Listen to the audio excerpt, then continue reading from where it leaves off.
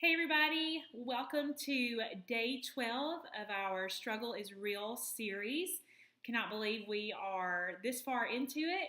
I really hope that it has been helpful, it has been encouraging, and that you've been able to get some tips, get some advice, maybe get some help, some things that you had not thought about doing, or maybe some things that you were scared about doing, and then now maybe you have the courage to go and do those things. But I do hope that this has been helpful for you. For those of you who may be watching for the first time, my name is Karis, and I had just been sharing over the last few days just about my own story of dealing with depression and even some anxiety, and how that struggle was hard and it was real, and I faced a lot of things alone.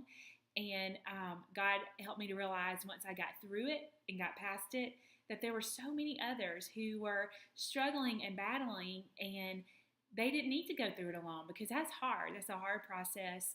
And so I am here to just share my own journey with you, to share some things that God taught me, and hopefully it'll be something that you can use. But also to just truly relate to you and let you know that your struggle is real. Everyone who is on this planet deals with some sort of struggle, some type of struggle. It could be more than one thing.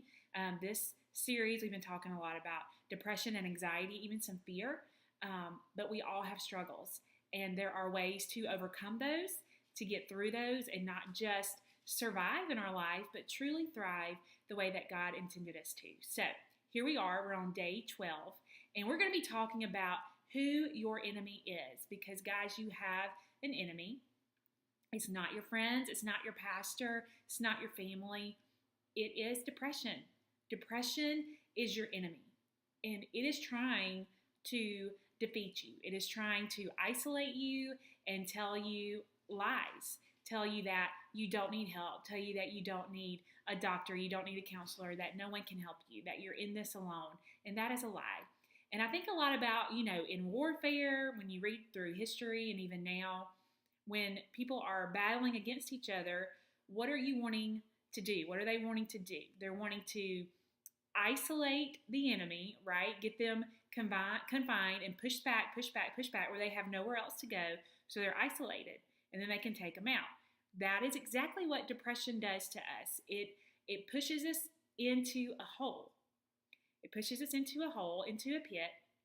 It pushes us back, pushes us where we isolate ourselves from family, where we stop going to church, where we stop hanging out with friends, where we stop doing things, because then it can take us out.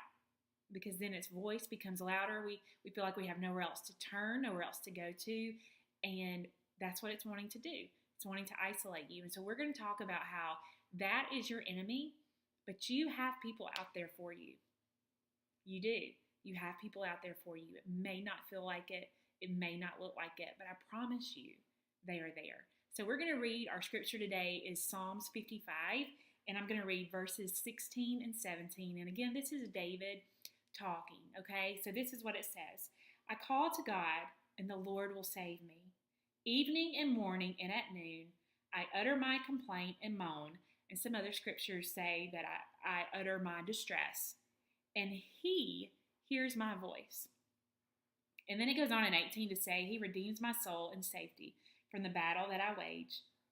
For many are arrayed against me. And then 19, I love it. It says, God will give ear and humble them, he who is enthroned from of old, because they do not change and do not fear God. But 16 and 17 talks about how he is calling out to God morning, noon, and night. His distress, his complaints, his moans. He's calling out to God, and I love it because it says, and he hears my voice. And I wrote out here beside it, we can call on God, talk to him, pray about anything 24/7, and he will not stop listening. He will not stop listening. He is there with you. He is there with you. So first of all, know that you're not alone in that pit. I think about Shadrach, Meshach, and Abednego. You know that story where they are thrown in the fiery furnace, and then they open it up, and they look, and there's not 3 men, there's 4. And Jesus is walking around in the fire with them. He didn't stop the fire. He didn't stop them for getting thrown into that fire, that pit, but he was in there with them. And it did not burn them, it did not defeat them. And that is the same for us in our struggle. If it's depression, if it's fear, whatever it may be, he is in there with us. So know that depression is who your enemy is.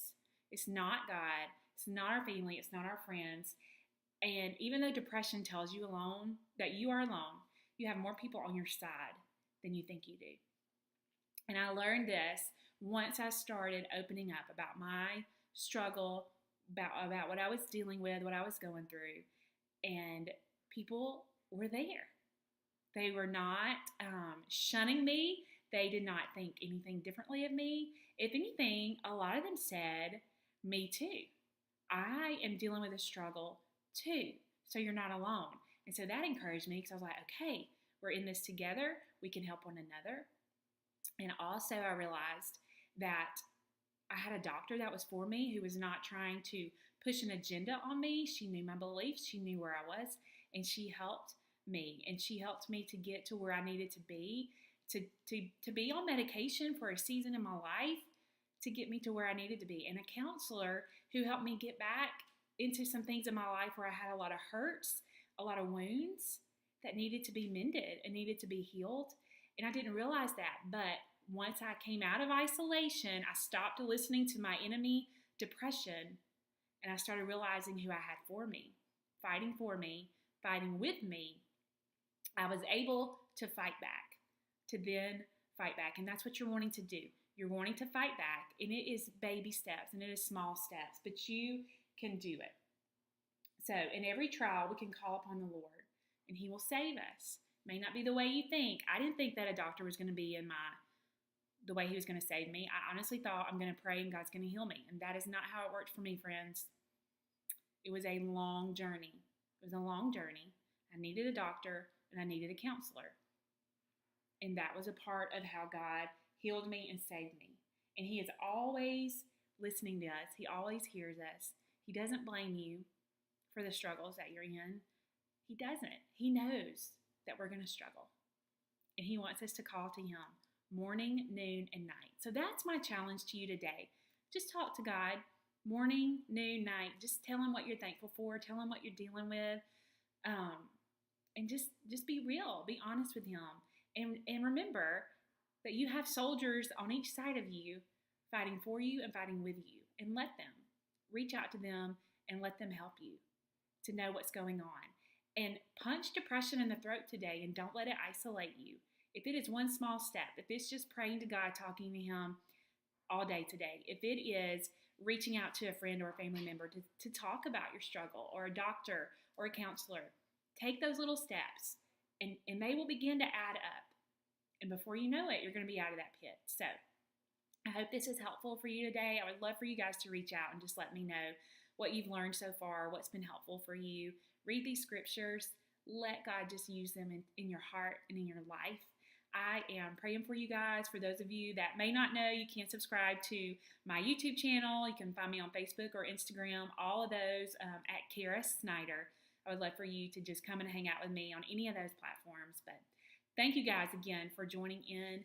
I am praying for you, and I will talk to you again soon.